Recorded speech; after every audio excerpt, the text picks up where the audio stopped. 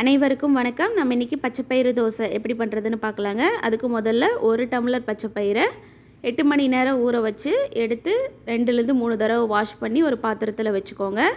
வச்சுட்டு மூடி போட்டு மூடி வச்சுக்கோங்க. ஒரு 12லேருந்து 15 மணி நேரம் மூடி போட்டு வச்சுருங்க. இப்போ எடுத்து பார்த்தீங்க அப்படின்னா நல்லா முளைக்கட்டி இருக்குங்க. நான் பாதி அளவு மட்டும் எடுத்துருக்கேங்க. அதை ஒரு மிக்ஸி ஜாரில் போட்டுட்டு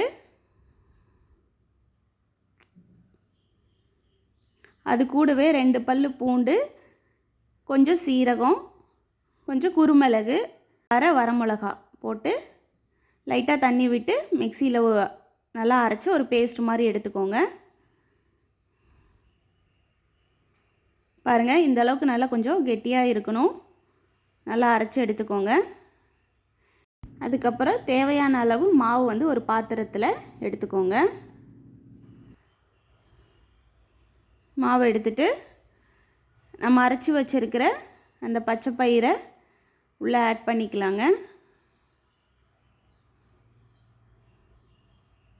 ஆட் பண்ணிவிட்டு லைட்டாக தண்ணி விட்டுட்டு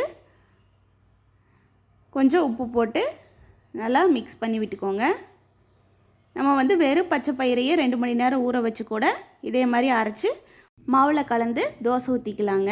அதுவே முளைக்கட்டினதாக இருந்தால் உடம்புக்கு ரொம்ப ஹெல்த்திங்க. மாவு ரெடி ஆகிடுச்சு. இப்போ ஒரு தோசை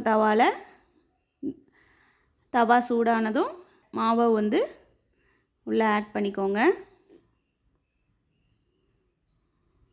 ஆட் பண்ணிவிட்டு லைட்டாக எண்ணெய் விட்டுட்டு திருப்பி போடுறேன்னா திருப்பி போட்டுக்கலாம். நான் இப்போ வெந்துருச்சுங்கிறங்காட்டி நான் இப்படியே எடுத்துக்கிறேங்க.